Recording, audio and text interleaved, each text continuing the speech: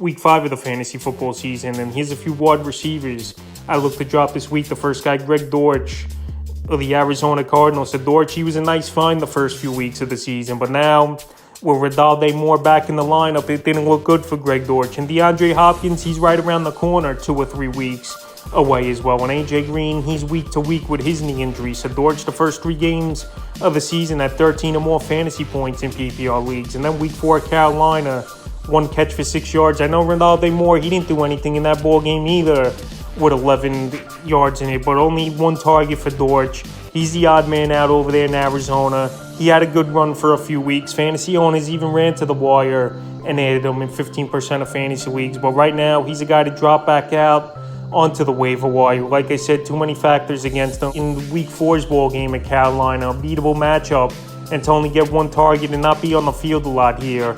He's definitely a wide receiver to drop this week. The next guy is Treylon Burks of the Tennessee Titans. So Burks, I know a lot of hype coming into the season about him in his rookie year, but even before getting banged up in this ball game and on crutches and a walking boot after the game in week 4 at Indianapolis, he wasn't doing anything anyway, was Burks. And his best game of the season was 8.70 fantasy points in PPR leagues in week 2 with Buffalo. 4 catches, 47 yards. And week 3 versus the Raiders, a catch, 13 yards. And then week 4 at the Colts, 2 catches, 14 yards. So right here, I don't like a lot of passing options, obviously, in this Tennessee offense. Derrick Henry, the last 2 weeks, he's back to form in fantasy football. So he's getting a lot of work. And Robert Woods, at least, he's being serviceable right now. But now with the injury with Burks and the walking boot and the bye week coming up in week 6, that's already 2 weeks, maybe even 3, we're not going to see him for. And he's not producing. They're not a pass-first offense over there in Tennessee. And he's a wide receiver I would get away from this week and drop in the 3rd and final wide receiver I would drop this week's Chase Claypool. The Pittsburgh Steelers, I know the Steelers made a change in the second half of this ball game, bringing in Kenny Pickett to come in for Mitchell Trubisky, but Pickett didn't look that good as well. And Claypool, he only had 2 targets in this game. So I know 2 seasons ago, Claypool took the league by storm